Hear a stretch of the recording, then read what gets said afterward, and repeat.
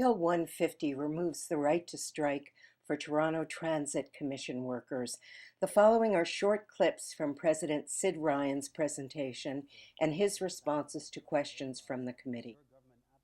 The workers are not the problem with the TTC, nor are they in any way the cause of economic difficulties encountered by this province.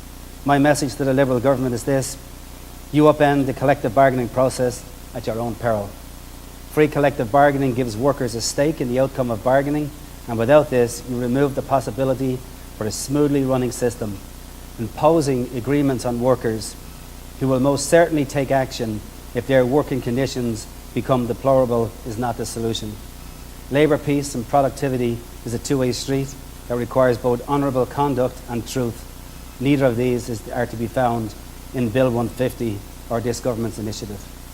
Thank you. I think your government has been far too quick to jump into labour disputes.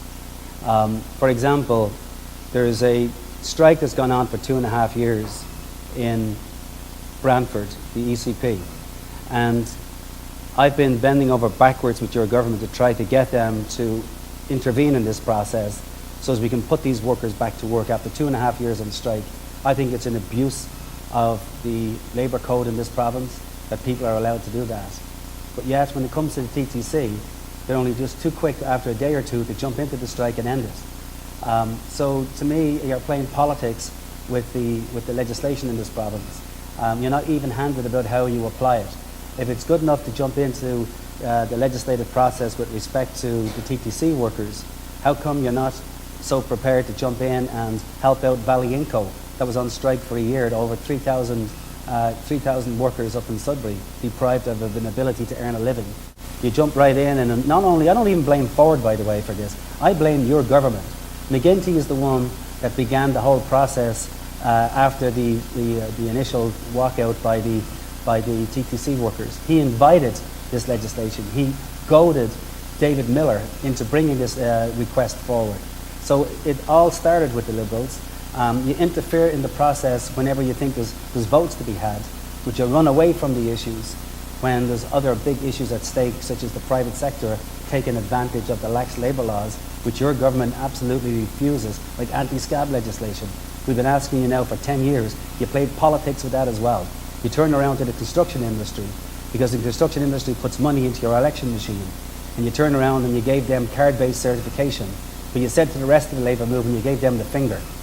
So you play politics, sir, all the time with labour legislation and with the lives of workers in this province, and it's got to stop.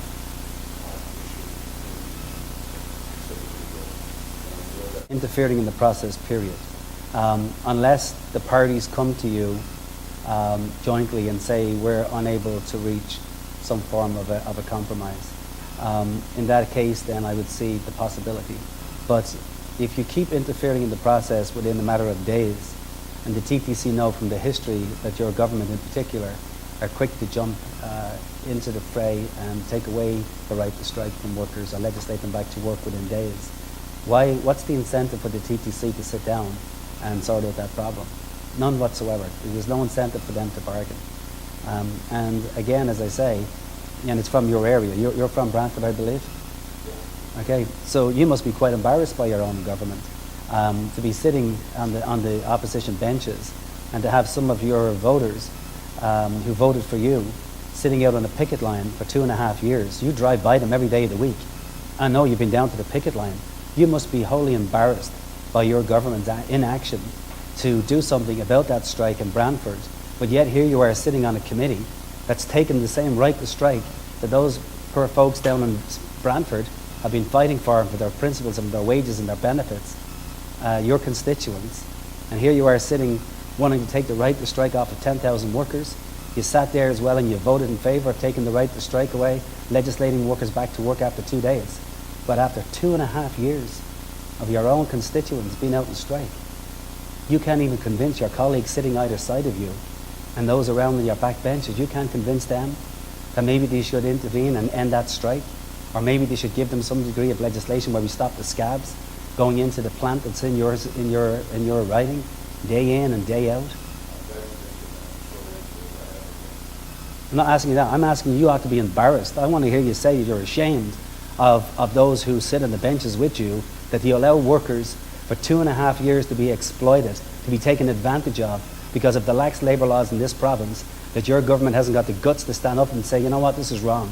Workers should not be taken advantage of like this in this community, anywhere in this province. So you should be ashamed of yourself. You should be saying to these folks, asking this chair of this committee, for example, what the hell is he doing to work with you? You keep on saying you're working with your colleagues. Well, when are you going to get some results and maybe get those people back to work? Yeah, thank you.